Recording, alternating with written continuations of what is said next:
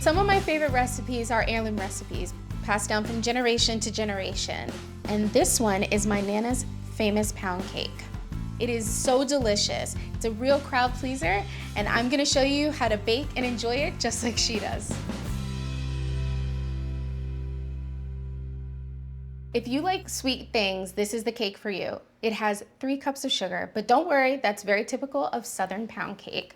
So I'm gonna teach you how to sift your dry ingredients together, cream everything beautifully and smooth in our mixer, incorporate them all together so that you get the perfect, light, fluffy, and delicious pound cake. So in my baking, I have a concept that I like to use called the flavor star. That's when we're going to showcase or highlight a very specific ingredient. And in this, we have sugar. And the flavor star falls sweet.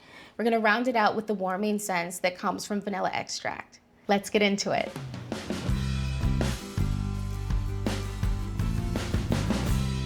So first I have my all-purpose flour that I'm gonna sift. So you just lift up your sifter and you just sift through a little bit. And that way it goes down, you create more space, and then I'm gonna put in the remaining bit of my flour. So getting that last little bit in so that everything can get friendly. So next we're gonna add in our baking powder and then our salt.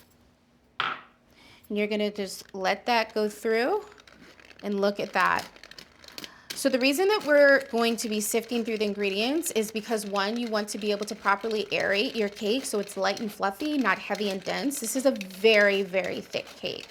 The other reason that you're gonna wanna do it is because it removes any clumps or buildup that may be from the ingredients just sitting together a little bit too long.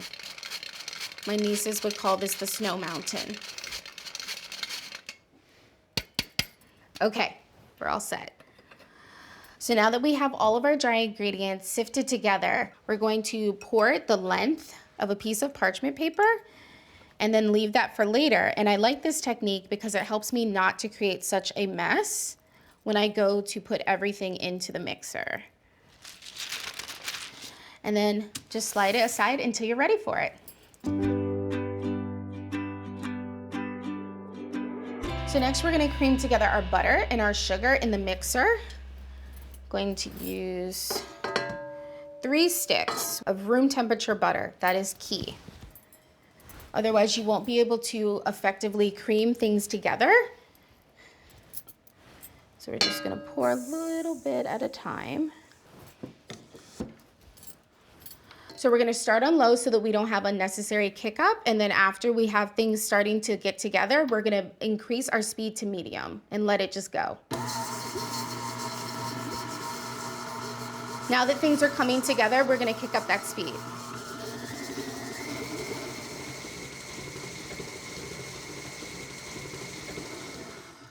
Oh, look at that. It's so beautiful. See how it's like really fluffy and lighter in texture? That really beautiful yellow butter has now creamed fully with the sugar. And so that's what's gonna give you such a nice and velvety and fluffy cake. After we scrape everything off of our paddle that we don't want there, we're gonna scrape down our sides. That is very important. You don't want your ingredients to get caught around. You wanna make sure that everything is mixing in so that it's cohesive. So after doing that, we are gonna add in our eggs, which is 4 eggs, one at a time.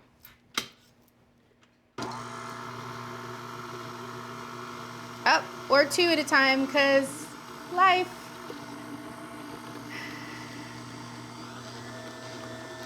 So the goal here is you want to allow it to mix fully, and you want to see all of that yellow from the yolks completely gone before adding in your next egg. So now that the first 2 have fully incorporated, we're going to start adding in our next egg. Aha! Told you I knew how to add one at a time. We're going to drop in our last. And just let that go until it's fully incorporated. Now that the eggs are in, I'm gonna mix it on medium for just like 30 seconds. Beautiful. So now that everything's fully incorporated, we know that it's ready, and we're gonna scrape down our sides one more time. This is definitely key for this particular recipe because it does have so many ingredients and it is so thick in texture. You just want to make sure everything is always incorporated. Okay, now that looks good. So next we're going to add in our milk, which is 3/4 cups of milk. It is going to curdle. Do not be afraid. I promise. I got you. We're going to lock our mixer. We're going to start it on low and we're going to slowly incorporate about 1/2 cup at a time, so about 3 times. And again, it just lends itself to giving it that even balanced texture. Okay, and add in a little more.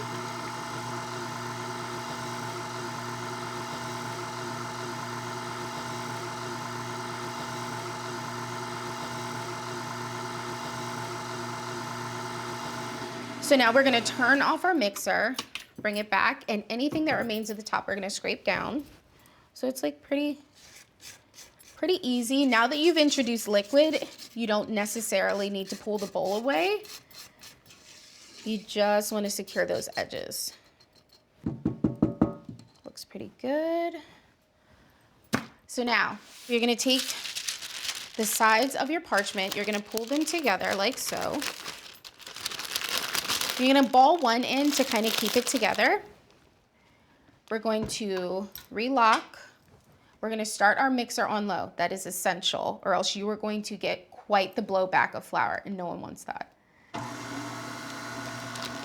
So as it begins to go, we're going to carefully pour in our dry ingredients.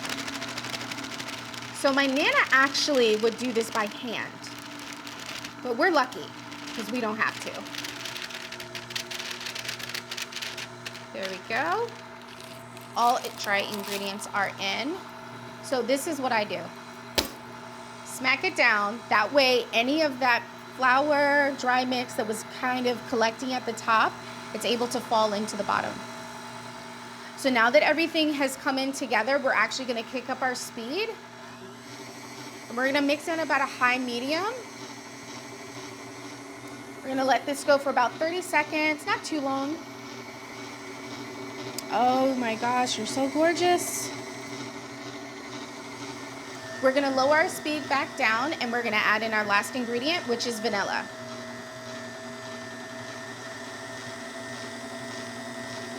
So you're gonna let this go for about an additional 1 minute on medium speed. All right, this looks beautiful. We're gonna stop it here. And we're gonna scrape everything off of our paddle attachment. All right, that looks good. So now we're just gonna pop our paddle off. And traditionally, this is where I would let my nieces lick the paddle. Don't tell their mother. We're gonna pop this out and I'm gonna continue to hand fold it because I just like to be able to feel the texture myself with my hands. Oh, look at how velvety that is.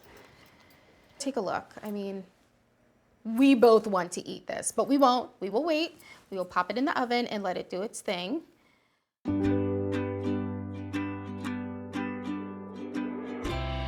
So I have a fluted cake pan, but a traditional Southern bunt will work as well. And we have some knobs of butter. I personally love to butter and flour my cake pans. I think that it adds to the flavor. That is what butter does. And then we're going to flour in addition because it helps things to kind of pull away once they've cooled and it pops out beautifully. So I'm gonna grab a glove and I'm gonna take some room temperature butter and I'm gonna coat the entire pan. My Nana would be disappointed if I didn't.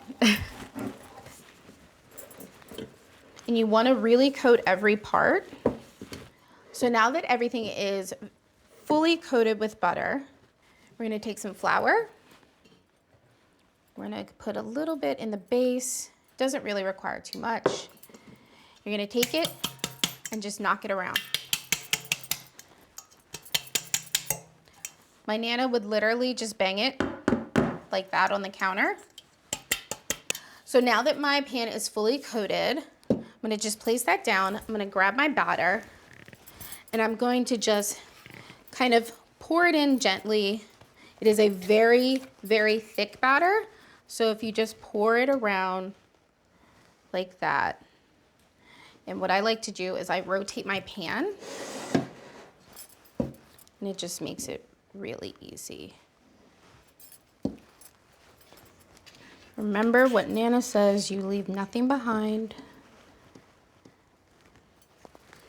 So I'm just gonna smooth out the top. You want everything to be as uniform as possible, that way that it will cook evenly. So I already preheated my oven to 350 degrees. We're gonna pop it in and we're gonna just leave it alone and let it cook off for about an hour to an hour and 15 minutes. We're gonna pop it into the center rack.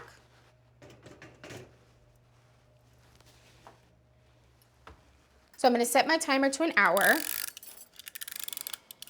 When it goes off, I'm going to take a toothpick and check and see if it comes out clean. If it does, I can take it out because we don't want it to get dry or burn.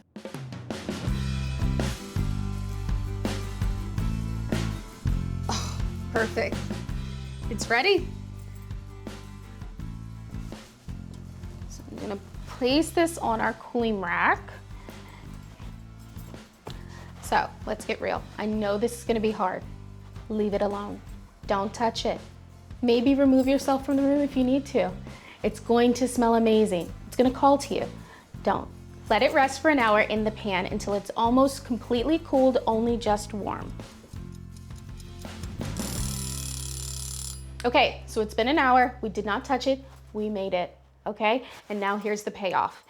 So what I check for before flipping out of the pan is that as it's cooled and settled, it has pulled away and there is a thin gap between the cake and the cake pan edge. I will also sometimes tilt just to loosen it a little bit. So let's try this. You're going to put your hand on top and place your fingers in the middle of the flute. You're gonna flip it over. And you're gonna just carefully pull it out. Voila. And then we're gonna go back, flip, and place. Here's a Nana pro tip. She would take a tea doily and place it on top, and then she would take some powdered sugar. So I have a mesh metal sieve here and some powdered sugar. And what you can do is you can dust the top and it will fall around on the edge and it will create just this really simple little design. It's just something that makes it nice and makes it feel a little more special. So we're gonna pour some of our confectioner's sugar into our metal sieve. And you just coat, coat, coat. And you are gonna need to heavily coat in certain areas so they can fall through and settle on the cake. And the idea here is that it falls through the little crevices and it makes it this really simple little design. So we're going to very gently lift our tea doily off. And voila, look at that, a little design special just for you and your loved ones. So we're gonna gently lift the cake up, place it onto our platter. And now let's grab a cake knife. And we're gonna just slice in. Let's get into it. Oh, that looks so good. Just make it a little bit easier. Just gonna lift that out. Oh my gosh, look at that, guys. It's so perfect. And I can't wait. Oh my gosh, I wish you guys were here.